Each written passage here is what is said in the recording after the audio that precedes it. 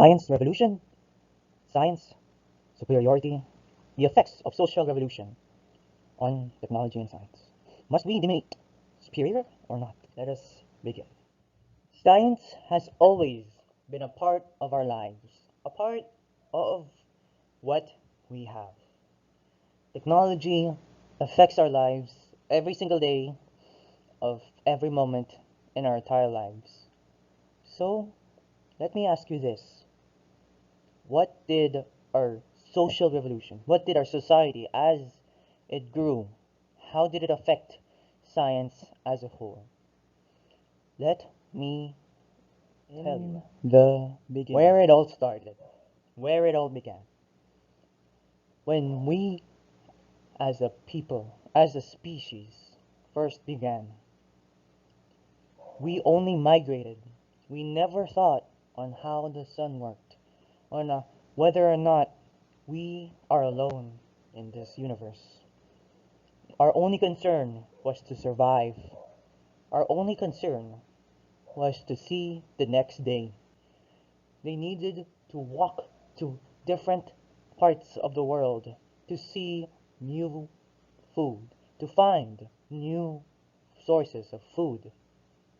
But the problem is, migration can only be done by walking at a time, and you cannot swim several kilometers of pure ocean. Of all we did, we created science and its first ever product, agriculture.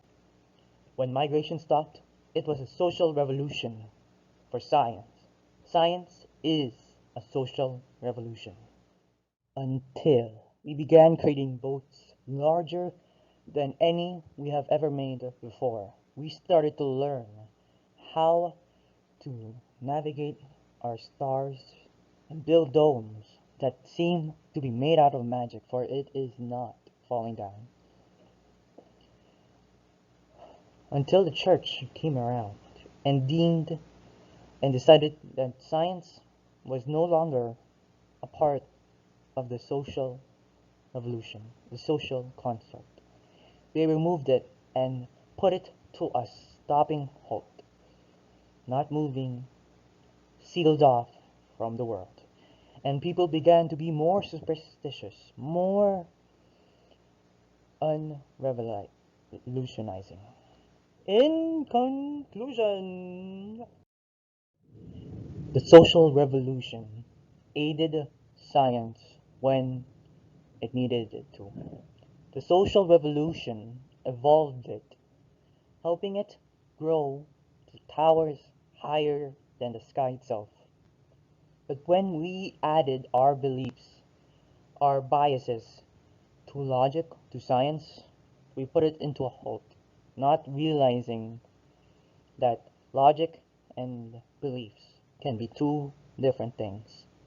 That is why, for this social revolution, for this evolution, we must let beliefs be on the side and let logic, science, and technology be on its own. Should science be superior? Should it be the ever living God of our new generation? I stated before that biases should not be controlling science, but should science be controlling our biases, our beliefs, our way of life? We must ask this, for it would be hypocritical for us to not question the very thing that questions everything. Superiority. For superiority is everything but better. Now, should we give this title to science?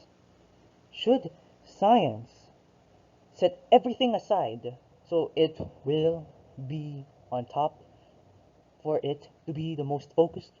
So we add so much building blocks to it? Balance, yes. For our way of thinking is from philosophy, for its scientific method, for its corrections of whether or not this method should be used, that we gained science. And philosophy isn't just about science, it is also about our way of thinking about life itself. We have philosophy to guide us and live a fulfilling life. In conclusion, In conclusion, we must not deem science as superior. We must deem it as part of our daily intake of every part of this very existence. Beliefs, tradition, philosophy, math. With all these combined, and so much more, we may bring us to a better life. We may bring ourselves to a better plane of thinking. Think about it. Science cannot work alone.